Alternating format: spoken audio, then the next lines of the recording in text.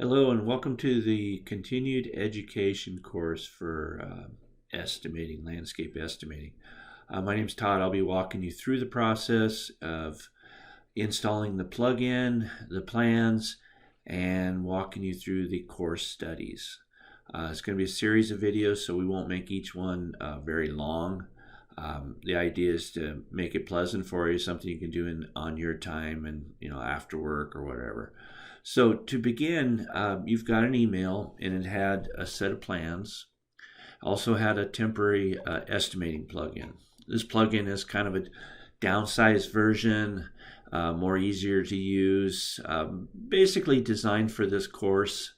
We'll just kind of go on in. So at this point, we assume that you already have PlanSwift on your computer. If you haven't, go back to your email, follow that link, install it. You don't have to buy PlanSwift. You get a free 2-week trial. They're not going to take a credit card or anything like that.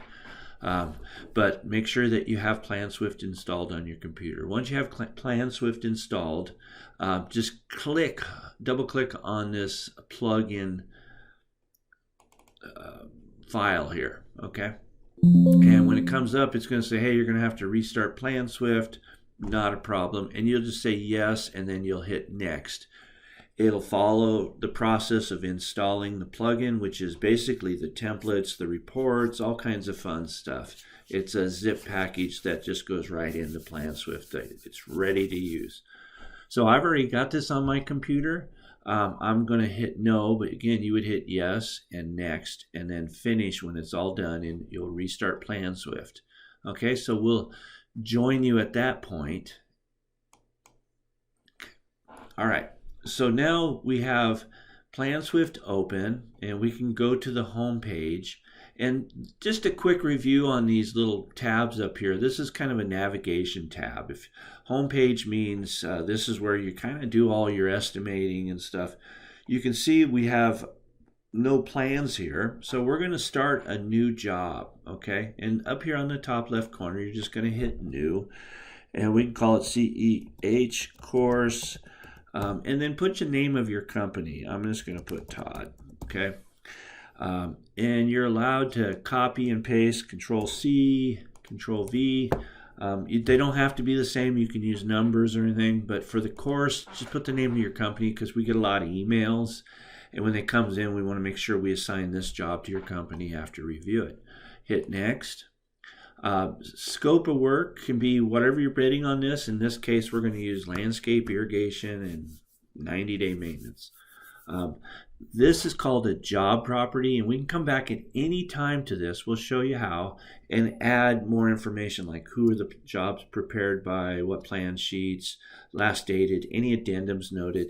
And this would be for your proposal mostly. So when you submit that proposal, all this information will be there. Okay, we'll come back to that. We're going to hit next again, and these are already pre-populated, so you don't have to worry about it right now. Next, let's pick an hourly rate of $44 an hour. Now, this hourly rate is with burden, but no markup. We're going to mark our project up as we go, and we'll show you how to change those markups and things like that. But this should be your average rate. We have more expanded hourly rates for different classifications and stuff, but for this class we thought just one rate, an average rate, would be a good thing for this. Okay, we want to keep it simple. Next, now we have markups. You can mark up, we're going to mark up everything 44%, 22%, 22. Your markup is going to change the way you do business. Everybody has a different theory on it. So right now, just for this course, we're going to use 44, 22, 22, and 22. What this is going to do is mark up all the labor, a certain percentage, all your materials, certain percentage, subcontractors, and so on. And we're going to change it as we go. We'll hit next. Sales tax, whatever your sales tax in your area. If you have no sales tax in Oregon, I'm going to put a 0. Actually, let's use 7% just for fun, okay? Just for the course. Now we got to select our plans. My plans are hidden in the CEH course, and we're just going to hit OK once you find that folder, and then it is going to show up you want to make sure you click that, okay? If you don't click it, it won't show up in PlanSwift. If you see other stuff in there, there shouldn't be anything else in that folder, but just click it and then hit next, next, and finish. And what this is going to do is load up those plans for us, so we are ready to start scaling and estimating and organizing and having all kinds of fun. Okay, this is a hotel in Corona, California, and you can see on the left we have pages. If you don't see pages, it might be on the right hand side of yours, but you want to click on it and it's going to show you the 1, 2, 3, 4, 5, 6 plans. Okay, now you can rename these plans if you want. You can right click and you can hit properties and you can say cover sheet or title sheet or whatever you want. You can go through and change these in a lot of different ways, but for now we're just going to call this the landscape plan. So I hit properties, and we're going to go to the irrigation, I assume, right here. And we're just going to rename the ones we're going to take off, and we're going to scale the ones we want to take off. So this is the irrigation plans.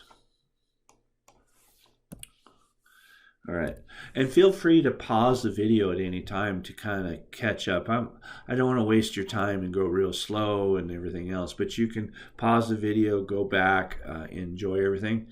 And then we have some detail sheets. We can rename those if we want. I don't generally rename everything, but you can. There's also a page thing where you can go to the page tab up on top. Excuse me.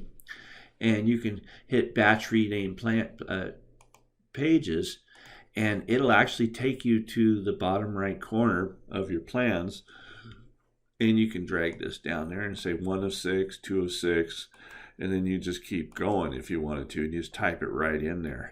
We won't go too far in that, but if you feel free to do that, is always a good thing to learn. I'm going to go back to the home page, and we're going to scale our plans. So if I go to click on the landscape plan, we're going to scale this, and we got to look around here, and we see that this scale I think is 0 to 20 or 20 scale. We have 2 ways of scaling this. We'll do the easy way on this one, and then on the irrigation we'll do it the other way. Okay, I'm going to hit this little drop down and look for 20 scale.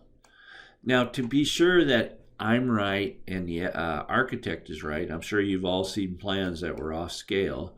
We're going to hit this dimension right here, and this red digitizer buttons. You're going to see this a lot. It's going to come up. It means, hey, it's ready to record. So I'm going to left click and then lift up, and then I'm going to left click again, and it shows that I'm 2 inches off, which is basically the length of that line or something like that. So I feel comfortable with that scale.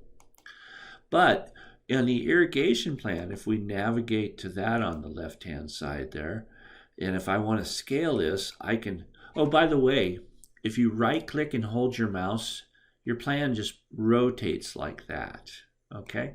And that's kind of cool. And you can use your mouse wheel to zoom, and you can zoom and rotate at the same time.